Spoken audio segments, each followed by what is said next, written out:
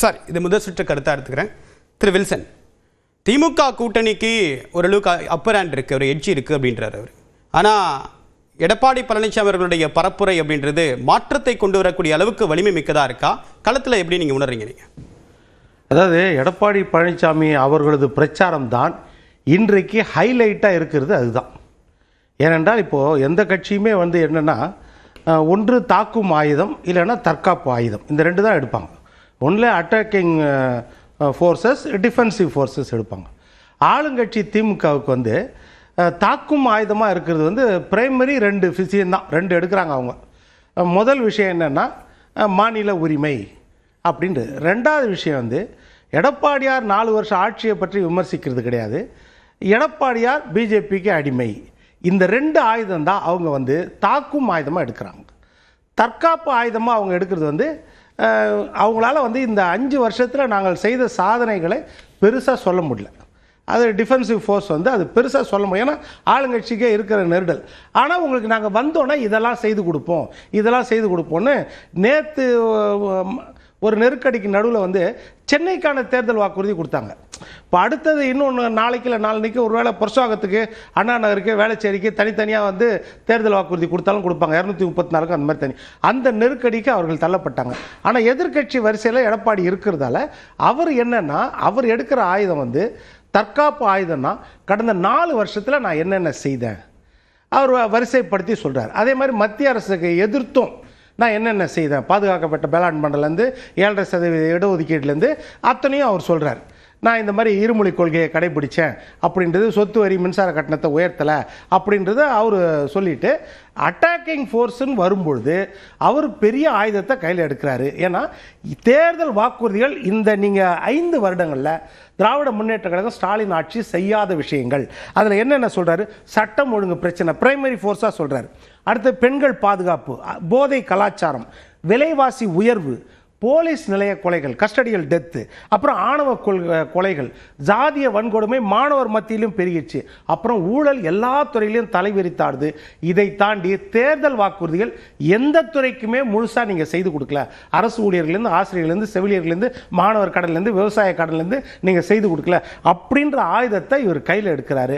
மத்திய அரசை பற்றி நீங்கள் பேசும்போது, இன்றைக்கி டீலிமிட்டேஷன் அப்படின்றத பேசும்போது 2023 எல்லாரும் சேர்ந்து இந்த மசோதாவுக்கு நீங்கள் ஆதரவு தெரிவிச்சது பெண்களுக்கு. ஆனால் என்னன்னா 2029க்கு பிறகு நடைபெறுகின்ற தேர்தலில் தான் அது முடியும். அதுவும் இல்லாமல் ஆஃப்டர் டீலிமிட்டேஷன் தான் பெண்களுக்கான இடஒதுக்கீடு அப்படின் போது இந்த 131 அமெண்ட்மெண்ட்டை கொண்டு அவர் 2 விஷயம் எடுத்துகிட்டு வர்றார். இந்த 50 வருடம் 60 வருடம் 70 வருட கனவு 71க்கு அப்புறம் 1971 நீங்கள் முக்கியமாக பார்க்கணும், தமிழ்நாட்டுக்கு 41 எம்பிக்கள் இருந்தார்கள்.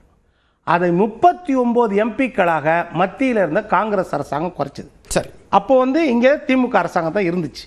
அப்போ 2 எம்பி நம்ம குறைஞ்சிச்சு, நம்ம எதிர்க்கல.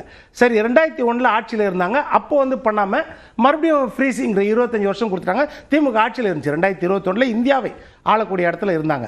அதற்கு பிறகு இப்போ அவர் என்னன்னா 2 சிஸ்டம் மோடி அவர்கள் கொண்டு வரார். முதல் 33% இடஒதுக்கீடு. ஒரு 2 சினாரியோ 2021 தேர்தலில் நாங்கள் 4 ஆண்டு சிறப்பாக ஆட்சி கொடுத்தோம், அதே ஆட்சியை மீண்டும் கொடுப்போம் தான் 2021 வாக்கு கேட்டாங்க.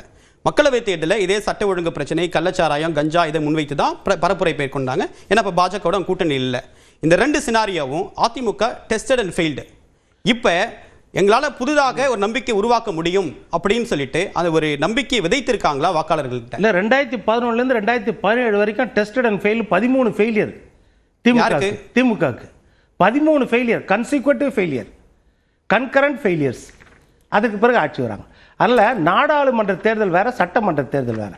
நாடாளுமன்ற தேர்தலில் 2019 இதே பிஜேபி பூச்சாண்டியை சொல்லி தான் அவங்க 38 சீட்டு வாங்கினாங்க. அதே திமுக மறுபடியும் இப்போ 2024 அதே பிஜேபி பூச்சாண்டி காட்டி இருக்கிற 39 எம்பியும் கொடுத்துட்டாங்க. மக்கள் இந்தாங்க வச்சுக்கோங்க, நீங்கள் பிஜேபி எதிருங்கன்னு கொடுத்தாச்சு. அதை வச்சு பிஜேபி கிட்ட என்ன வாங்கினாங்க? இப்போ சட்டமன்ற தேர்தலுக்கும் அதே பிஜேபியை காமிச்சு நீங்கள் ஆட்சிக்கு வருவோன்னா அதே தானே உங்களுக்கு வரும், வேறு எதுவுமே வராது. அப்போ கருத்து பிரகாரம் பார்த்தா ஒரு அச்சுறுத்தல், அது இயல்பான அச்சுறுத்தலா இல்ல அது உண்மையாவே நமக்கு அச்சுறுத்தல் தான் அப்படின்னு சொல்லி தீர்மானிக்கிற மக்கள் தான் இருக்காங்க. இப்ப 2 தேர்தலையும் மக்கள் அதன் அடிப்படையில் திமுக ஆதரவு சொல்லி இல்ல, மக்கள் நடுவில் ஒரு தேர்தலில் 75 தொகுதியில் திமுக தோக்கடிச்சாங்களே, சட்டமன்ற இல்ல தேர்தல். நீங்க 2019 24 இப்ப அதான் நீங்க சொன்னதால அதை காமிச்சிட்டு இதை சொல்ல வரேன். அது நாடாளுமன்ற தேர்தல். ஆனா நடுவில் வர ஒரு சட்டமன்ற தேர்தலில் மக்கள் வித்தியாசமா ஓட்டு போட்டாங்களா? அதே 2019 நாடாளுமன்ற தேர்தலில் 40 தொகுதியில் 39 தொகுதியும் ஜெயிக்க வச்ச அந்த மக்கள் 22 தொகுதிக்கு இடைத்தேர்தல் நடக்கும்போது 9 தொகுதியில் அதிமுகவை ஜெயிக்க வச்சாங்க. அப்ப கிட்டத்தட்ட 60-40 கொடுத்தாங்க அந்த நேரத்தில். அதுதான் சட்டமன்ற தேர்தல் போது தமிழ்நாட்டை ஆளக்கூடியவர் யார்? தமிழ்நாட்டிற்கு அடிப்படை உரிமைகளை நீங்கள் தமிழ்நாட்டு அரசாங்கம் தன்னுடைய உரிமை தன்னுடைய எல்லையில் என்னென்ன செய்ய முடியும், இதுதான் முக்கியம். இந்த பிரச்சனையில் எடப்பாடி ஆளணுமா அல்லது ஸ்டாலின் மீண்டும் ஆளணுமா, திமுக ஆளணுமா அதிமுக ஆளணுமா, இங்க காங்கிரஸ் ஆள போறதில்ல, பிஜேபி ஆள போறதில்ல, இவங்க தான் ஆள போறாங்க. இதுல ஒரே ஒரு வித்தியாசம் என்னன்னா, இந்த விட ஒரு வித்தியாசமான தேர்தல் என்ன அப்படின்னா, மும்முனை போட்டி 4 முனை போட்டி நம்ம சொல்றோம் இல்லையா? இது இது வரைக்கும் நம்ம கேள்வியே படலை. 1977 மட்டும்தான் 4 முனை போட்டிகள் டபுள் டிஜிட்ல ஓட்டு வாங்கக்கூடிய போட்டிகள் நடந்துச்சு. சரி, இது அப்ப நடந்துச்சு. அதற்கு பிறகு இப்போ டபுள் டிஜிட்ல ஓட்டு வாங்கக்கூடிய ஒரு வாய்ப்பு இருக்குதுன்னா 3 முனை போட்டின்னு இருக்கும்போது கடும் போட்டியாக பைப்போலாராக திமுகவுக்கும் அதிமுகவுக்கும் இருக்கும் இந்த களம். அதுல அதிமுக ஒரு எட்ஜில் முன்னாடி போயிரும் தான் நான் நினைக்கிறேன். சரி திரு ஜீவா, 4 முனை போட்டி தேர்தல் அறிவிக்கப்பட்டப்ப 4 முனை போட்டியா இருக்கும் அப்படின்னு எல்லாரும் நம்பினாங்க. இன்னைக்கு தலைவர்கள், தேசிய தலைவர்கள் பரப்புரை களத்தில் வந்திருக்காங்க. இப்பவும் அதே நிலைமை தான் இருக்கா? ஒவ்வொருத்தரும் தங்களுடைய பிரச்சார வலிமையை களத்தில் உணர்த்தியிருக்காங்களா? மக்கள் என்ன நினைக்கிறாங்க? தமிழ்நாட்டை பொறுத்தவரையும் பாஜக எதிர்ப்பு ஆதரவு இந்த 2 புள்ளியிலேருந்து தாங்க அரசியலை பார்க்கணும். பாஜக எதிர்ப்பு அணின்னு இருக்கிறது திமுக, காங்கிரஸ், இடதுசாரி, விடுதலை சிறுத்தைகள், முஸ்லீம் லீக்கு, கொங்கு நாடு ஈஸ்வரன், மதிமுக, இவங்க இருக்கிற அணி தான். மற்ற எல்லாமே கிட்டத்தட்ட பாஜக ஆதரிக்கிற அணி, பாஜகவை எதிர்க்காத அணி. அந்த நடிகர் கட்சிங்கிறது பாஜகவை எதிர்க்காத அணி. இது பாஜகவை ஆதரித்து பாஜக சரிதானு சொல்லக்கூடிய அணி. அப்போ மக்கள் மத்தியில் அதை எப்படி பார்ப்பாங்க? பாஜக கூடாது அப்படிங்கிறது மட்டும்தான் தமிழ்நாட்டு மக்களுடைய விஷயமா இருக்குது. அப்படி இருக்கிறப்ப இப்போ வரையும் தமிழ்நாட்டினுடைய மக்களவையை குறைப்பதற்கு கிட்டத்தட்ட தமிழ்நாடு உட்பட தென்னிந்தியா இல்லாமலே நாங்கள் வெற்றி பெறுவோங்கிறதுக்கான எல்லா சதித்திட்டத்தையும் செய்கிறாங்க. அதுக்கு மகளிர் திட்டம்ங்கிற பேர் போடுறாங்க. அது ஒரு பூச்சாண்டித்தனம் அப்படின்றார் வில்சன். அவங்க பூச்சாண்டி, தமிழ்நாட்டு மக்கள் பயப்படுறாங்களே பிஜேபியை பார்த்தா. அது பூச்சாண்டின்னு பேர் வைங்க, பிசாசுன்னு பேர் வைங்க, சைத்தான்னு வைங்க, என்ன வேணாலும் பேர் வச்சுக்கோங்க. தமிழர்களுக்கு எதிரான ஒரு அமைப்பு பாஜக. இந்துத்துவா, மதவாத தன்மை, கடவுள் மதத்தை சொல்லி ஓட்டு கேட்கறதுங்கிறது தமிழர்கள் விரும்பவே மாட்டாங்க. அது கலைஞர், எம்ஜிஆர், அண்ணா, ஜெயலலிதா யாருமே அதை விரும்பினது கிடையாது. அப்படி ஒரு வாக்கு கேட்கவே மாட்டாங்க. ஆனால் பாஜகவுடைய பேட்டர்ன் அதுதான். அதனால் அவர்களோடே சேரும்போது அண்ணா திராவிட முன்னேற்ற கழகமாக இருந்தாலும் பாமகவாக இருந்தாலும் அதனுடைய திராவிடத்தன்மை, சமூக நீதி தன்மையை இழந்துடும். மக்கள் அந்த தன்மையில் பார்க்க மாட்டாங்க. ஸோ இப்போ பாஜக ஆதரவாக பாஜக எதிர்ப்பா அப்படி தான் பார்ப்பாங்க. அந்த வகையில் பாஜக எதிர்ப்பு அணியாக உங்களுக்கு திமுக கூட்டணி மட்டும்தான் இருக்குங்கிறனால அதை தான் மக்கள் விரும்பக்கூடிய அணியாக இருக்குது. மற்றது எல்லாமே பாஜக ஆதரவு அணி, இல்லை பாஜகவை எதிர்க்காத ஒரு டம்மி அணி அப்படிங்கிற மாதிரி தான் இப்போ விஜய் கட்சியில் அந்த கான்செப்ட் தான் வரும். இன்றைக்கி விஜயனுடைய செயல்பாடுகள்லாம் ஓப்பனாக அவர் அமித்ஷாவோட ஆளுங்கிறது தெரிஞ்சிருச்சு. ஒரு மதம், கடவுளை வைத்து பிரச்சாரம் செய்கிற பாணிங்கிறது தமிழ்நாட்டில் கிடையவே கிடையாது. 2 திமுக அதிமுக செய்யவே செய்யாது. இன்றைக்கி பார்த்தீங்கன்னா அவர் நிற்கக்கூடிய இடத்துல தன் மதத்தை வெளிப்படையாக காட்டி, ஏற்கனவே கன்னியாகுமரியில் அந்த ஜெபமாலையோட பிரச்சாரம் செஞ்சார். ஏன்னா அது கன்னியாகுமரி. இப்போ சர்ச்சில் இல்லை அதுக்கு வண்டிட்டு போறாரு. இல்லை ரம்ஜான் பண்டிகையப்போ அவர் தொழுகை பண்ணார், இஃப்தார் விரும்பும் நோம்புல பங்கேற்றாரு. இன்னைக்கும் அதே மாதிரி மற்ற இடத்துக்கு போயிருக்காரு. அதை எல்லா கட்சியும் இல்லை, இன்னைக்கு மற்ற இடத்துக்கு அவர் போயிருக்காரு. இன்னைக்கு விஜய் மற்ற இடத்துக்கும் போயிருக்காரு, மற்ற கோயில்களுக்கும் போயிருக்காரு. திருச்சி கிழக்கில் அவர் தேர்ந்தெடுத்ததற்கான காரணம் என்ன? திமுக அதிமுக மாதிரி நான் கிடையாது, ஜாதி பார்த்து ஓட்டு போட நிற்க மாட்டேன். கரெக்டாக அவங்க சாதியும் மதமும் எங்கே பெரும்பான்மையாக இருக்கோ அந்த திருச்சி கிழக்கில் போய் போட்டிடுறாரு. போன உடனே தன்னுடைய பேரை ஜோசப் ஸ்டாலின் அழுத்தி சொல்கிறாரு. அதற்கு கன்னியாகுமரி போன உடனே ஜபமாலையை போட்டுக்கிறாரு. இதைத்தான் சொல்கிறேன். நீங்கள் திமுக அதிமுகவை பார்த்து இப்படி பேசுகிற நீங்கள் எல்லா பேட்டர்லையும் திமுக அதிமுகவோட பயங்கரமான சாதியை பார்க்குற, மதத்தை பார்க்குற ஆளாக இருக்கிறீங்களே.